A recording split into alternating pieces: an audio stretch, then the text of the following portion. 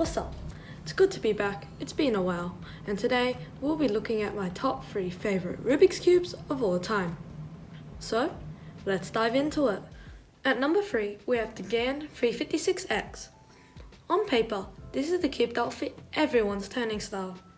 Released in mid-October in 2018, this cube measures in at 56mm across and weighs in at around 80 grams, or 2.8 ounces if you're paired in units, and featured customization options that seemed unimaginable at the time. Of course, you had the new tensioning system that made it possible to tension the cube and change the springs with no additional tools required, but its main feature was the interchangeable magnets.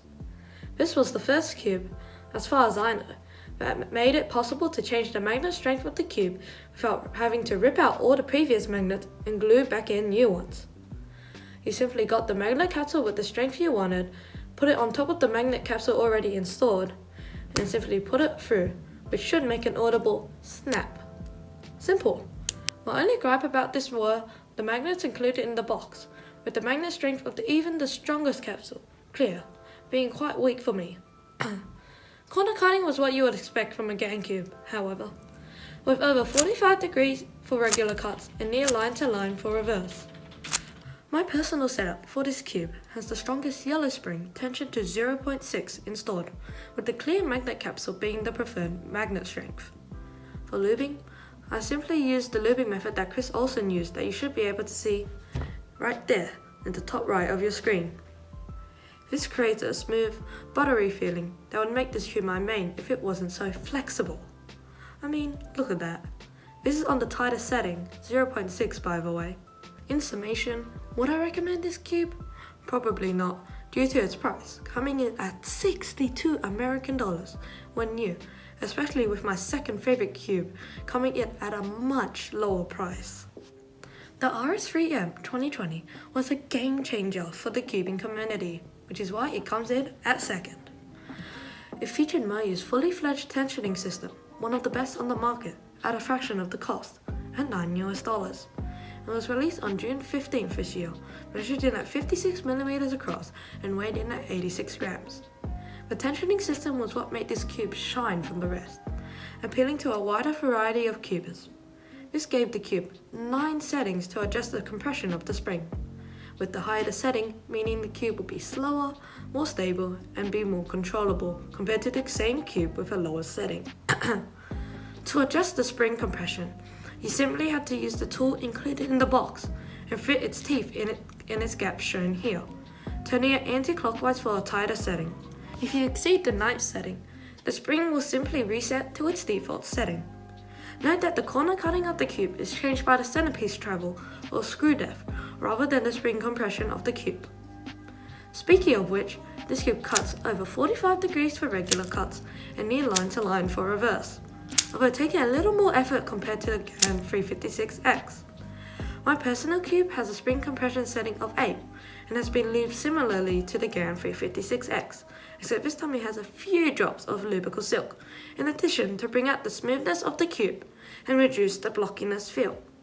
This setup makes this cube my main interchangeably with the next cube on this list. If you are given the chance, I would highly recommend this cube, especially at its killer price of $9 American. Finally, sitting at the top spot of the podium is the Dayan Tengyun V2 M, or what I like to call the Jiaoshi of 2020. When I first received this cube, I was surprised.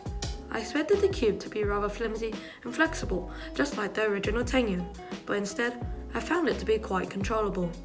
The reason I actually pre-ordered the cube instead of waiting for reviews, however, which I do not endorse, was because of its customization. This was Dayan's first cube that, on paper, could properly compete with the flagships from Gan, Mayu, and Chi. Released at the start of June, this cube measured in at the slightly smaller 55.5mm across and weighed in at 86 grams, featuring customization systems to both change the spring compression and the magnet strength of the cube. When I first tried to properly set up this cube, it took me a while to fathom how it all worked, especially under the center cap. If you don't like numbers, then I don't recommend opening the center cap. If you do open the center cap, however, there's a lot of customization options available to you. The larger side of the tensioning tool, included in the box, is used to adjust the strength of the spring. To adjust the spring compression, you simply use the wider side of the tool and push down on the blue centerpiece to adjust it, with the higher the number meaning the cube will be slower, more controllable and more stable. The more central part of the centerpiece device is used as a quick way to adjust the tensions. You use the smaller side of the tensioning tool to loosen or tighten the cube, with the higher the number meaning the cube will be looser, have better corner cutting but have an increased chance at popping or corner twisting. Adjusting the strength of the magnets, however, is much easier. You first have to move the middle layer to be 45 degrees in line with the top and bottom layers. Next, you get the flathead screwdriver included in the box and put it in the gap on the magnet capsule in the edges of the cube. And turn the capsule to your desired number, with the higher the number meaning the stronger the magnets. Note that when you turn one side of the magnet capsule, the other side turns with it, meaning you only have to turn 12 magnet capsules instead of 24. If you want to know more about both of these systems, you can watch the detailed review on the cube shown on the card at the top right of your screen. Corner cutting is as good as it gets too, with over 45 degrees for regular cuts and near line to line for reverse. It sounds like I'm repeating myself every time we get to corner cutting. I have my cube lubed the same way as the RS4 M, utilizing Traxxas 50K and Lubicle Silk. My tensions are on 0.8 on out-of-the-box tensions, with the spring compression being on 1. These settings create a plush, smooth feeling similar to what you would find on a GameCube. This cube, as stated before, is interchangeably my main along with the RS3M 2020 and would have been my full-time main if it wasn't flexible still and didn't eat Traxxas 50K like a monster truck with petrol. If you like GameCubes but don't like their prices, then I highly recommend this cube due to all the customization features and its unique, smooth, plush feel that comes at a reasonable price of $32 American. All in all, these cubes have made my cubing career a lot more enjoyable, allowing me to reach my full potential and make cubing a hobby rather than a chore. Remember that these are my 3 favorite cubes and are probably not objectively the best, but to me, I simply love them. Anyway, thanks for watching.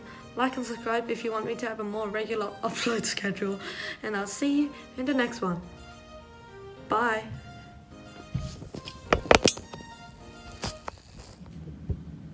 A $62 fidget spinner. Oops.